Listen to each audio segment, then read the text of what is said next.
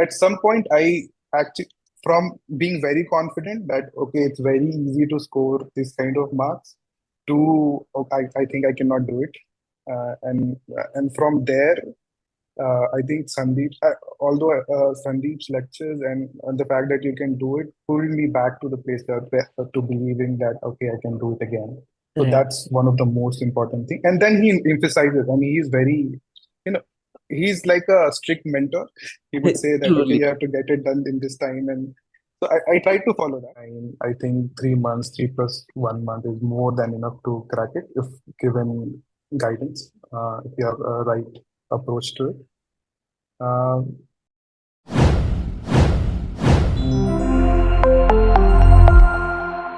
Hi, Prasun. Good afternoon. Yes, I can hear you. How are you doing today? I'm good, thank you. Just so Monday, so busy with work. That's it. Hi, good afternoon. How are you? I think so. Yes, I'm good. hello. Yeah. Prasun, Right. a hearty congratulations on your GMAT score. It was a long haul, essentially. You got your score on November 4th. That was just this weekend. And Yeah. a 760. I'm just saying a long haul because I think you've been going after this score for a really long time now. A quant 49 and a verbal 44, totaling to a sum of a 760. A big, Right. big congratulations. Such a remarkable score, especially on Yes. verbal. You've got a 98 percentile. Yeah. Yeah. I couldn't have imagined that I could ever get that kind of score in verbal. Right. So Prasun, just tell us about yourself, about your background, and how was you have a certain years of experience right now. So how right. does how has this experience have influenced your decision to pursue an MBA? Because that's what you had a clear set of mind before you came to us, or before you came to Richa. You did mention that you wanted to get into M7 or the INSEAD school. Right. So how did these experience kind of influence your decision to pursue MBA, and what specific goal that you had at that time? Right. So right after the college, I joined PwC.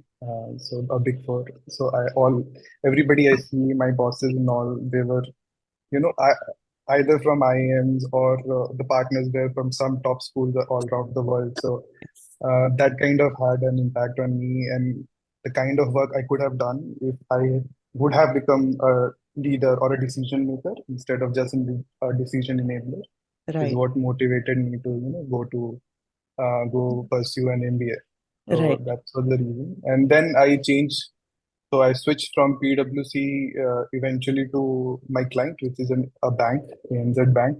ANZ And Bank. most of the leaders there also are from top B schools from all over the world, especially from Australia because it's an Australian bank. So I could Right, see how an MBA can, get you to those roles, leadership roles and decision maker roles, and that's what influenced me right. to pursue it. Yeah. So delving into your GMAT preparation, so quant and verbal, Right. can you tell us about how you went ahead with the preparation with top and percent course? Of course, in terms of a verbal, what changes did you make? So you did have an experience. You had a certain nuances, understood the nuances of the exam. This time around, when you were preparing for GMAT with Sandeep this year, when you started off, Right. what are the changes that you made in your verbal section, in your quant section? If you could just give us a little brief on that.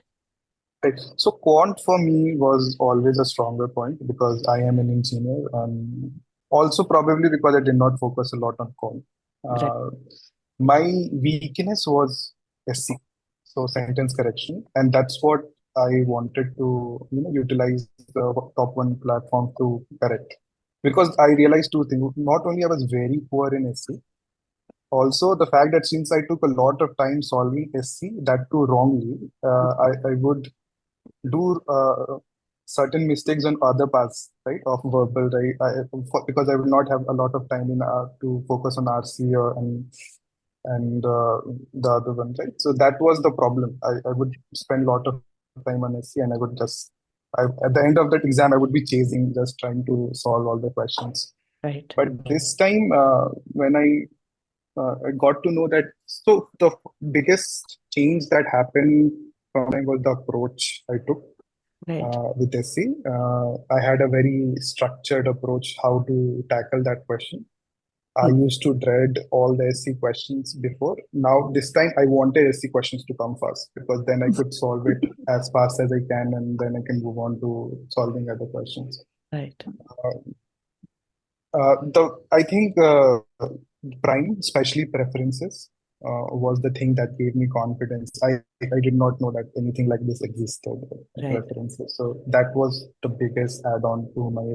I knew grammar, but solving that question in a limited period of time was becoming very difficult. The moment I know preferences, the moment I know how I can, eliminate 3 out of 5 options, and then only focus on 2 of them and find out the differences. That's all what made the difference. Right. So among all the preparation prep materials and strategies that you have been provided with Top 1%, I would more importantly, I'm just interested to know, or rather have this question: what's the personal tracking method, or any habits, or essentially, see, the course is given and this course really works for everybody and it has been shown. But what is your personal insight towards ensuring that you study these material, or some habits, like every single day you wake up and then you do this? So what has been your track around that? Success Yes. mantra. To be honest, there's no success mantra. I have been as as I have gone as wrong as possible with this test and with the preparation because of my personal commitments, and I also got ill very badly at later stages of my preparation.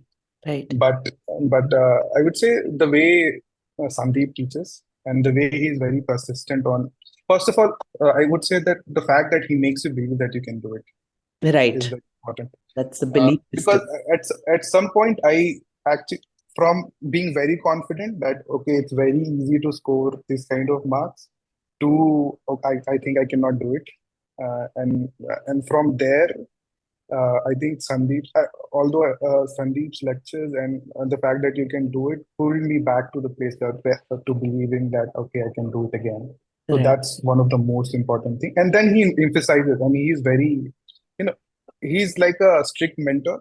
He would say that, okay, Truly. you have to get it done in this time. And so I tried to follow that and tried to follow, especially around verbal. I was very consistent with whatever he said. Do this, solve this, exactly go through. So you give a plan, right? Customized plan. So I did follow the customized plan in that fashion. And I think that the structure helped me. So I know what to do next.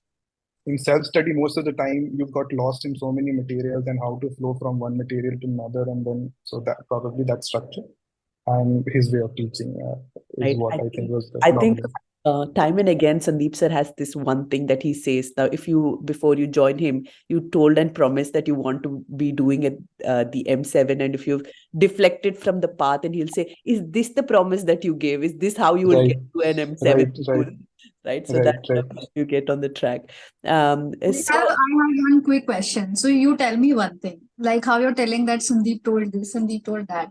Now, since you have been a part of a self-paced course, right? Right. How do you have that very strong connect with what sir says? I mean, I want to understand that because a lot of time our self-paced for students before they start the journey with us, they'll be like, no, whether I'll be able to have that connect or whether I'll be able to ask the questions. How do I resonate with the philosophy better? So how did, like, because you say it very strongly, so I want to understand how did that come to you? Right. So it would start from how I made my choice to first go with top 1%, right? So I remember that the way you enter into this whole funnel is first you send some questions on which you then there is some solution, and some people would say how to solve this and all that. The moment I got those lectures done, I was sold on this part that he is a teacher first and then a businessman around this side.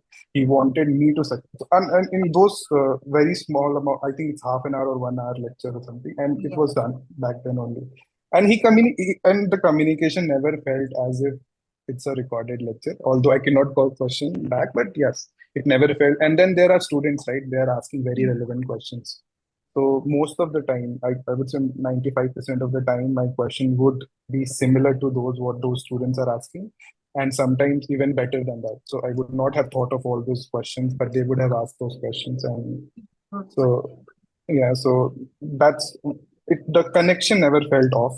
And then he does a KTW, so that also I became a fan after Yeah. that. I do not follow all of those yet, but I plan on doing it. But however much I can, so this Sandeep is way beyond just GMAT, right? So I think he has his all fan base, and I'm one of them. So that's what probably connected me to Yes. him. I'm so happy to hear this because this connect has to be there. If you're learning from somebody, whether you're doing recorded classes or live classes, it just doesn't matter. And I think if someone can really have this strong connect, like how you're suggesting, I think it works really well. And I think one reason why people can score really high is even with self-paced scores, like we have equal number of scores from both self-paced and live. I think is the fact that they can like really resonate with the lectures and the Right, students who are asking questions and the way sir teach. That's great. Happy to hear right, that. So, right. because I personally am a big fan of KTW, and I would not miss a chance to ask this question. Since you've done a couple of them, did it really impact any of your professional or your GMAT journey somewhere? How did you? We would like to say something about that. But Yeah. So few things that I understood, that you have to be a salesperson. I am not one. I am the person who would always downplay myself. Maybe I cannot do this and something, but then I realized how this will not work for me. And this helped. So I have started asking, whatever I want. So you need to ask for what you want, right? And then you need to make a case for it and all that. So these things are what I got from it. right, So particularly this, and then a little bit understanding of history, with which he starts, especially American history. right, That also helps because it gives you a context of culture, and especially most of the people who would want to go there, right? If they have those contexts, they can. I think they can probably build better relationship with people who would know those contexts already. right. So that's what I felt was very good. So I'm hoping to look. I'm hoping that you really take out time and finish the rest of them, and Yes. hopefully you send us the feedback of what you felt, because I'm sure there's a lot that KTW would Yes, play in your yes, life in the next yes, yes. part of your preparation, which is your admissions and application. So very quickly about the GMAT, around the GMAT, because you were a self-paced course student. How did you utilize the mock test portal, and how did you find the doubt support from the faculty? Did you get a chance to ask any doubts? And if you did, how were the support coming through No, actually, I did not yourself? got time for that. Yeah, I did most of the things myself. Because the solutions are already provided, you would not Yeah. need to do that. Right, For most of the very detailed solution is provided. I can think how he's thinking, right? So how he's trying to tackle that question. So right. I did not need to contact At the end of most of the the time. day, Sandeep, the video sessions, Sandeep says aim is to enable you to think like the way he does. That's the Right, reason why he has those videos and those strategies and the techniques, most importantly. right. Around one last question around GMAT, because I'm looking at the score, and you have outperformed your score in verbal than the quant. Now, if you look Right. back right now, what would you have changed, or did you would have changed anything about your preparation with respect to quant and verbal? Yes, first of all, I would have gone with I thought that I did not need any help from any tutor or something. That was, I think, is a big mistake, both in terms of the amount of money I end up spending and the opportunity cost, the time I lost. Yeah. So so that's one thing. It's always good bet to go with a good preparation. Somewhere you can get a, even if they can push you to do one question extra correctly, it's worth it. Worth it, right? Yes. Yeah, so it's worth it. So in terms of money, I was also one of them. So I would have reached out to Richa after, till it makes sense. I was A since I was lot of taking for the third hesitation was time. there in Yeah, the beginning. A lot of right, hesitation. Like, do I right, need right, this? Do I take right, this? right. Right. So, but And she I want convinced to me. understand, but for quants, like because you say that it has been a strong suit for you and you were at like let's say 49. Do you think that the course is helpful even if someone is at 49? Because 49 itself is like quite a lot of mistakes if you know in terms of numbers, right? Right, So do it you is. think it is helpful? Because a lot of time people come with us, no, my quant is already good. I'm at 48, 49. So, do you think the course is helpful for students at that level also? Yes, I think it is. I think I made more mistakes on quant. That's my personal issue, but yes, it is very detailed and you can learn a lot from it, especially how to do things faster, how to think Right. in, for example, I can give an example whereby, the things are mentioned in proportions and ratios, and but the answer is coming in some quantities. So you can have this flow. Okay, so since I am not given any quantity, how will I reach to a quantity? And then you can Right. eliminate those. So these things are something we will lack. We would know how to solve it, but the idea is to how to solve it within those 1.5, 2 minutes, right? With that kind of accuracy. So it's very helpful when he teaches all those things. Yeah, I Right. mean, you do not be going, oh, like sometimes a lot of people who come with good quantitative skills, they're like supremely confident, and we have so many students who actually are good with quant, but then they ultimately land up getting a very low score in quant because they neglect quant till the end and then focus a Right. lot on Boolean. So if That's a what I Q, did also. I I think mean, that's what yeah, the Being very honest. 250 is easier to score than a V42. So that is something which is like it is a hard learn, but yeah, ultimately it comes in So, fine. now this was before the preparation, before the actual D-Day. So this is, let's just get on the day that you gave your GMAT, that was Saturday. Were there any kind of nervousness or anything during the exam, any time pressure that you felt, or were you well prepared? Just tell us about what happened before the exam, just before the exam, during the exam. Any questions that you felt, well, I just do not know about this. Let me know about your experience through your exam. so personally I was very nervous. To the degree that I might have, I had a little bit of issues sleeping that night before that night. But then, yeah, I was there on time. Everything was working fine. I I did not know that I can score 760 back then also, before going to the examination. I was hoping that somewhere before, after, above 720, and that would be good milestone for me if I ever want to take it again. And that's what I was thinking. That's what my mindset was, that let's try to do whatever we can. Now nothing much can be done, right, when you're in the exam center. Right. But anything different? So during the exam, did you face any, especially verbal and quant main sections, did you face any issues during the test in terms of the time running out, or did you find easy like that? Was it very smooth throughout? Because then, if it wasn't, then you wouldn't have got the score that you would It receive. was, the time was not an issue, but surprisingly, I was finding that things were very hard for me. So I was like, I am doing very poorly on the exam, is what I was thinking back then. Okay.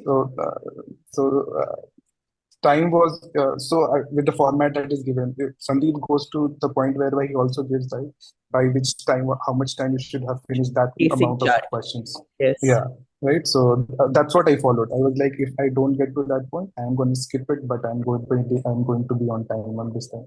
I am not rushing at the last. So that was that what I was following. True. So that was fine, but I was like, I found it very hard. Actually, I was like, I thought that I was doing very poorly on the exam, which was not Of the course, case earlier. Right. yeah. Right. Right. Any And of Sandeep's voices echo while you were giving the test that you should do this, you should not do this? No, I don't. I was not thinking about anything. I just wanted to finish that exam and get Yeah. over And it. you Yeah. would have gotten a sigh of relief as soon as you saw the score. How was that reaction? What was the feeling like when you, the with the main score of 760? It was emotional. I'm not an emotional person generally, but it Wow, was that's because great. I never thought that I could have gone to that kind of number. Uh, Perfect. yeah, that too with verbal, it was unimaginable for me, Right. especially if Right. I I mean, go the 6 months back, first, it's not Yes. possible. So interesting times lay ahead. I don't know if you've already started your applications, but if you've not, what is in store for you? Where are you applying with a astounding profile like yours, in where with your application and with now your GMAT score? Are you still targeting that M7 and INSEAD more importantly? Because you Yeah. initially mentioned you wanted to start for Jan 2024, or is it Jan 2025? 24. So yes, INSEAD is what I was focusing on. Especially when I started my preparation, I wanted to do an MIM program with them, which was very reputable back then. But now I'll be doing MBA, obviously, now that I have more experience. Right. Yes, I'm targeting M7, and I'm also trying to consult somebody on this, especially Authority. Yeah, so I'm reaching out to him. I had a session with him yesterday. His session was there, right? So Right. yeah, so I'll probably take his help and understand how I can best represent myself on Right. to the admissions committee. Perfect. That's the plan. Perfect. I'm sure that he, in association with him, right, you will surely crack the admit. And I and Richa both cannot wait to hear an admit from you within, say, January or February or maximum by March when the admissions results are out, right? Now, one last thing that I would like to ask in terms of the GMAT preparation. Now you look back, what is that few things that you would say that you must do while you're preparing for GMAT? And then the things that you must really avoid or not repeat during the preparation. Right. So first thing is you must block time, and you should know that you will be available for a dedicated, preparation during those time. A lot of time is not required, so don't waste time like me that I did. It cost a lot Right. in terms of what you could, in terms of opportunities you could have had. So don't do that.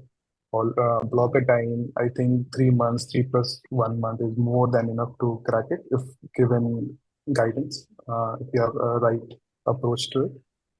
Um, I think that's and don't think that something is your for example, the mistake I made with quant, I could have done much better, right? For an Indian to score Q50 is not that very difficult.